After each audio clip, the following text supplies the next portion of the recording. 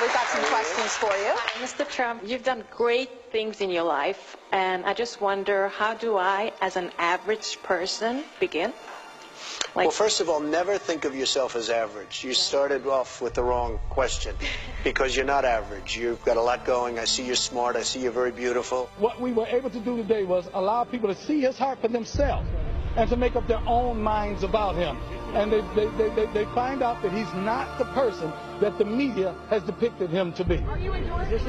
I support Donald Trump, and everybody knows. Everybody knows. 100%. Families. I know Donald forever. I like Donald very much. Wonderful guy. I mean, he is. And he's miscast by the media. You know that. I like Donald. He's got an enormous ego, but he's a good guy. He's got a big heart, by the way. He's very good to people. He's very kind to people. People don't know that. You just have to get that word average out of your vocabulary, and you have to tell yourself that you're great, and you have to believe it. If you can say it and don't believe it, it doesn't matter. A kid that worked in the back. Right. I said, well, hey, how is Donald Trump? This is before he ran. This is months ago. He goes, unbelievable. He would come backstage, come back to the kitchen, and give $100 to the staff. Yeah. He would give these guys quietly. Nobody would know about that. The fact is, I go down the streets of New York, and the people that really like me are the taxi drivers and the workers, etc., etc. Also his children. I know his son, Eric. I've met him a couple of times. He's a great kid. They're great kids. They're great kids. Yeah. You know, the apple doesn't fall far from the tree. Do you like him?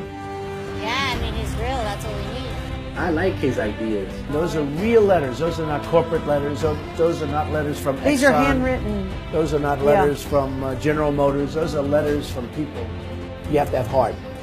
You have to take care of women's health issues. You have to take care of poor people that don't have, that they're never going to have a shot. And you have to take care of African-American youth who have never been in a worse position than they are right now. This sounds like political presidential talk to me, and I know people have talked to you about whether or not you want to run. Would you ever?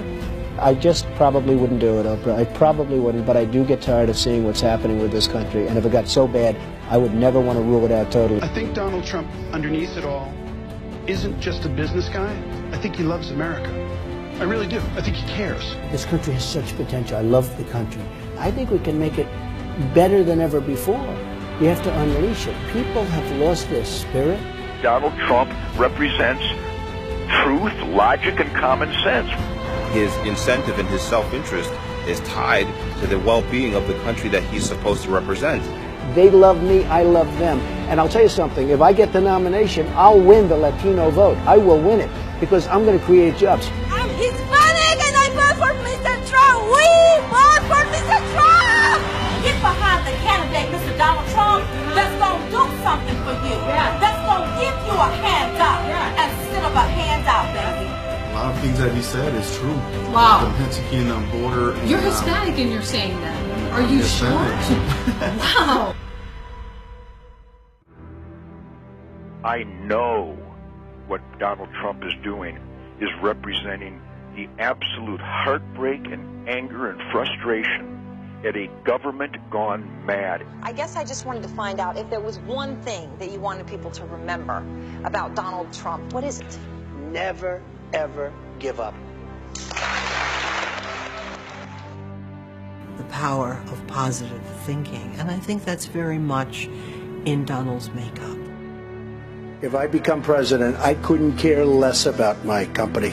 I want to use that same up here, whatever it may be, to make America rich again and to make America great again. Ladies and gentlemen, I am officially running for President of the United States, and we are going to make our country great again. Do not underestimate the power of Donald Trump, or you will be scratching your head wondering, how did he get the Republican nomination? And we will see the best debate in history. Hillary Rodham Clinton, Donald J. Trump. We are here to stay. Donald Trump all the way. Donald Trump has came up with some very strict immigration laws that would guarantee work in the African-American community. I hope he gets through with his intentions about building the wall. Well, I just want to let everybody know that not all Latinos are blind. He knows what money is, where it comes from, and how to make more of it rather than redistributing other people's in exchange for their vote. And the intensity with Trump is like nothing I've seen since I was a little kid and Reagan was running. And they were saying this is America's last shot. If we don't get it right this time, we're not going to have a country left, folks. We're not going to have a country. Are we seriously trying to figure out whether or not Donald Trump would make a good president? The man has major skills that he can offer. This country right now owes $19 trillion, and they need somebody like me to straighten out that mess. Honestly, I really think voters and Americans are looking at this guy saying, it's refreshing to hear somebody not be a wuss, not be a politician, and really say what they think. These aren't dumb people. These are American patriots, and they want this country turned around. I don't want nuance. I want bold colors, red, white, and blue. America, I have seen in the last several decades, absolutely fray and decline.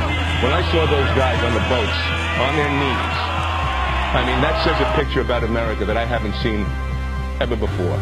Democrats, not one or two, but many, are voting for Donald Trump, as well as Republicans. I've seen this all over the place. So I think there's a big movement happening, and I got to say that, you know, we need him. You know, this is a movement, folks. This is not like even maybe about me. I don't want it to be about me. This is about common sense. It's about doing the right thing. The silent majority is back, and we're going to take the country back.